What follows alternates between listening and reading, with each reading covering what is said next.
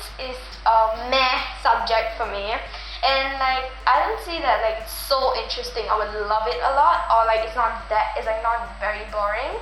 So my friends and I also feel the same way. So we just wanted to like add a little bit more like spice to science, like make it a little bit more fun for lower primary students to learn, because we remember that when we are lower primary, we never used to like science. So basically what we did was we created an ebook and a physical book, because we know that different people have different preferences. So like some people like reading physical books and some people like reading ebooks. So we created both of them. In the physical book, there are some questions at the bottom. So basically it's about a different kind of space alien that comes to Earth, and it's like no other animal, and they meet different types of animals and like kind of get discriminated because it's like not like any of them. And then you get to learn about the different characteristics and what kind of animal groups they belong to. So at the bottom of the pages there are like some analysis questions, like what makes this alien different from a bird or a monkey? And it allows students to like actually like open up like their head, like think about it. And so for the physical book also, there are also some questions at the bottom, but there are some animations, and like I'm pretty sure like lower primary students just love moving around, so why not just add some movement also. And they like color, so we also feel that making something like in a very fun way would actually improve their grasp of a certain topic. And we focus on a quite big topic for like P3s and P4s, is diversity. It's always tested out for exams. So what we did was we used like Adobe Animate and like Prezi for like different mind maps, and we tried to like give like the animals a little bit more movement to make it a little bit more fun. So we feel that if you like see something like really fun, really colorful and everything, we're pretty sure that you also enjoy it too. And basically what all the backgrounds and even on the physical book and even on the ebook are designed by different types of students, and like they're different types of imaginations, and we don't even give them any limits. It's all what they want to color, what kind of colors they use and everything. So, and even our animations, our little drawings are inspired by different types of students' drawings. Teachers ask them, what kind of animals do you like? And we even tried to add them in. We took like ideas from different types of students, and we tried to see like what they like and try to include it in the books. That's so great. So I flipped through the book and I looked at the animation. I think it's so cute and very original as well, because now like kids just exposed to a lot of pop culture, a lot of like Disney, everything. It's always the same characters, Dora the Explorer, that kind of thing. So it's marvelous that you managed to crowdsource from the people who will enjoy the book themselves what they want as well. I think that is a super interesting and so super compassionate and empathetic kind of a way of working with your target audience as well. Were they your classmates, or were they students from class C? They were actually my very good friends, and like all of us like selected for this BB program, and all of us think in the same way. We decided to put ourselves in the shoes of different lower primary students and see how they would react if they were given such a book.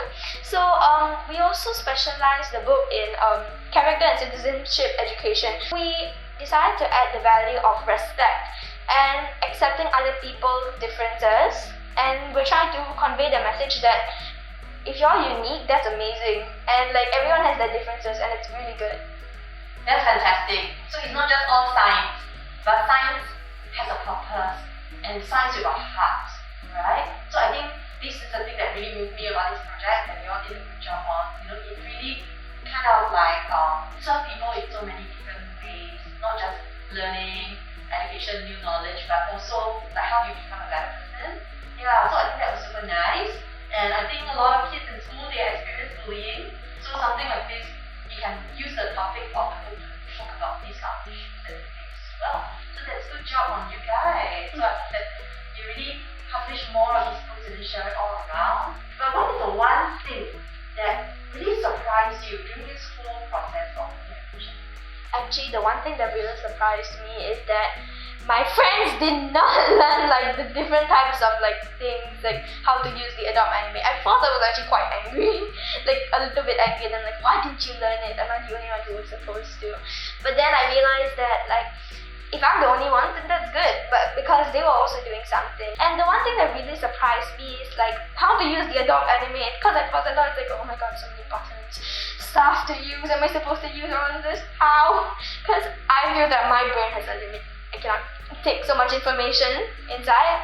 But then my mentor, Miss Puspita, she like helped me go through everything, and she helped me say that, oh, these buttons are not very necessary. You just need these many buttons to animate the stuff.